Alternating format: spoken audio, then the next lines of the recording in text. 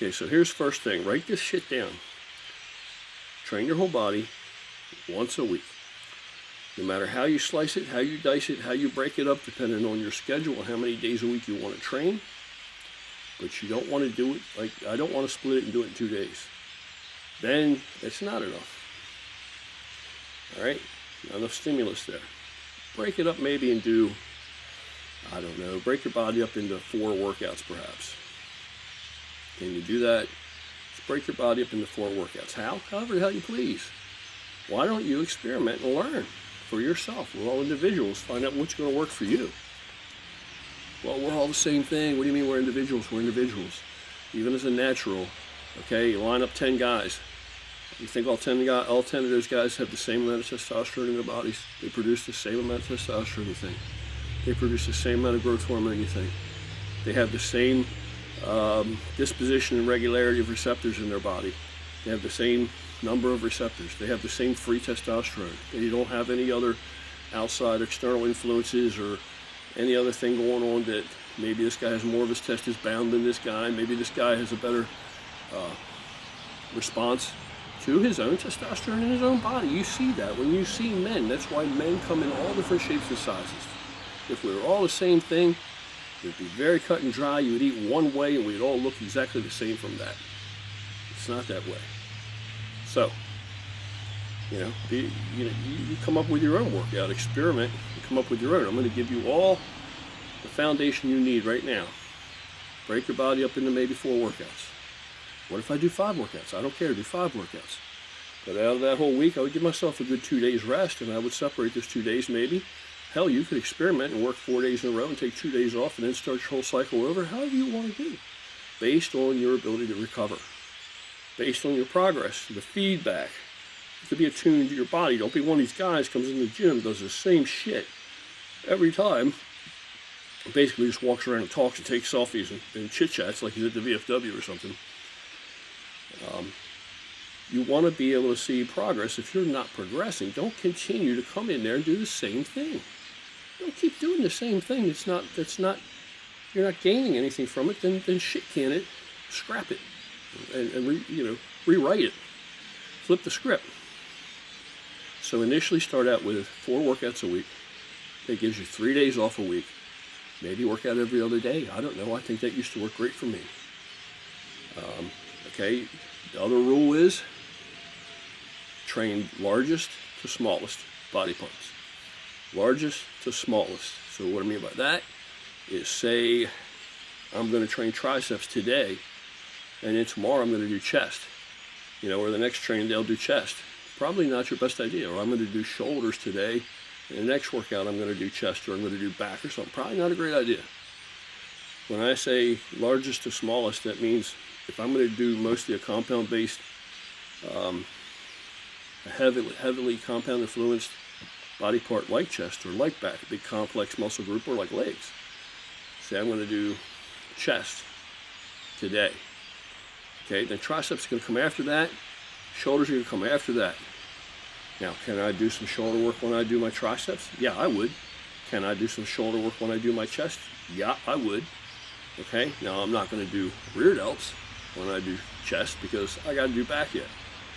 Now I might do chest and I might do front delts with chest, or try to do something that's more of a front delt exercise. And again, you have to go by your ability to recover. The disposition of receptors in your body, we're all somewhat different. So you may not be able to do too much shoulder work over the course of that week and still progress. It may detract from your workouts. When it comes time to do chest, it comes time to do back, you may not be able to recover as well as you can with other body parts. It may inhibit growth in that region, it may not encumber you in other workouts, but maybe the shoulders should start responding like you want. So sometimes try to do a little more, sometimes maybe you need to do less. To be quite honest, most people don't have a problem with front delts anyway, because there's so much involved in everything else. I do not specifically train front delts. I never have. Why? I like to bench. I used to bench a lot. I'm back to benching a lot again now. I bench heavy once every 3 weeks, but that's because I'm old and broken up. But I'm benching a hell of a lot of weight right now. I'm closing in on 500 pounds again, raw. And that'll be very soon. Very soon I'm going to get this size off and get shredded for the summer. Shredded. I'm going to show you how to really do it. You know, screw these guys that think that they're shredded and they're, you know, they're just healthy looking. They're not even really, yeah, we'll get into that another time. I'm getting ready to show you how to do that shit. Whole body transformation. I'm going to show you everything. The good, the bad, and the ugly of it. But right now, I'm going to keep doing what I'm doing. I'm almost at the apex, and then I'll make the heavy training videos, and then I'm going to get cut up, and I don't plan to get big again, because I'm just too old to carry that weight, put that strain on my body.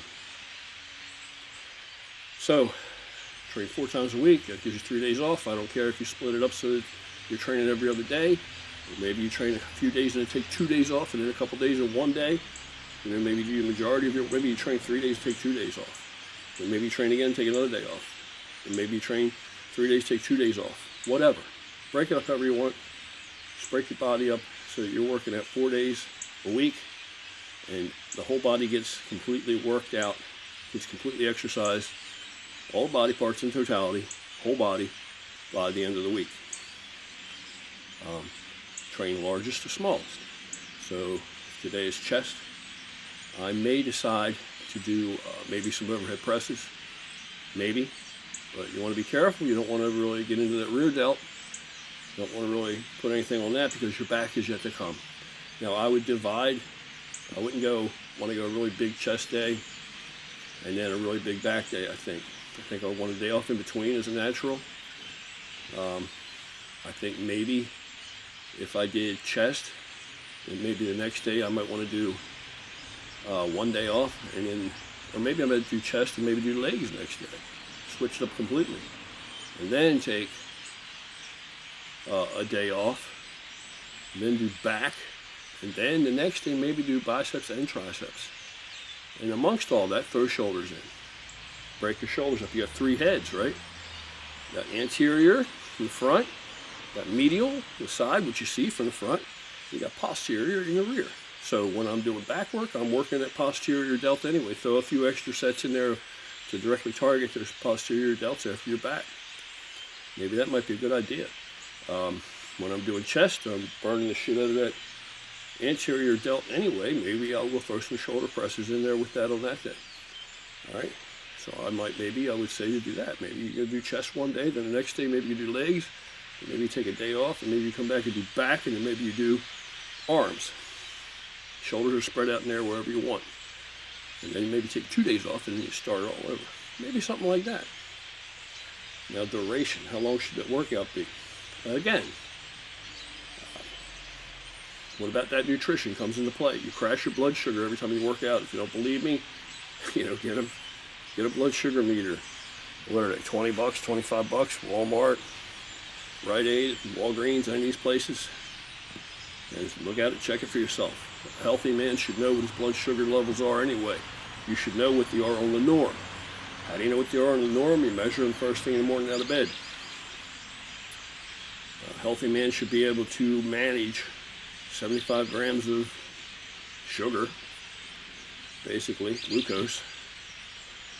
Should be able to manage 75 grams of glucose within 2 hours. And that's, I mean, it's not exercising. That's just sitting around, walking around, doing whatever the hell you do normally without over fatiguing yourself, without really doing any extra workload that's going to burn that shit up. The workout will burn it up. Okay, that's why I run the Carbolin, and that's going to tell you how much Carbolin you can run. You know, and that's another video. That's how you know how much Carbolin. Too much, you're going to get fat. Too little, you're going to crash at the end of your workout. So duration-wise, for a natural guy, I'm going to say get in there, hit it hard, and get out in 45 minutes to an hour. Don't be in there all day. Look, if you're one of these natural guys and you think you can work out an hour and a half, and you're just starting out, I hate to tell you, but the sad reality is you probably can't. And the reason that you can't is you don't need to have an hour and a half, number one. And number two, I guarantee you, you don't have the nutrition where you need it to be able to do that. You don't have the hydration where you need it to be to do that. Is your rest sufficient? We don't know. And then you got micronutrients come into play. So they're all kind of shit that has to be there to support this. It's all very, very important to a natty. Basically, it's the same damn thing because testosterone is still the name of the game. You make your own. Insulin, you make your own. Your growth hormone, you're young, you make your own. All right, so it's all still the same. It's just everything becomes more extrapolated. More extrapolated, more exaggerated when you are on any of these substances. Without them, it's still the same set of rules. It's just less. It's just, you know, you got to downshift some. You got to downshift.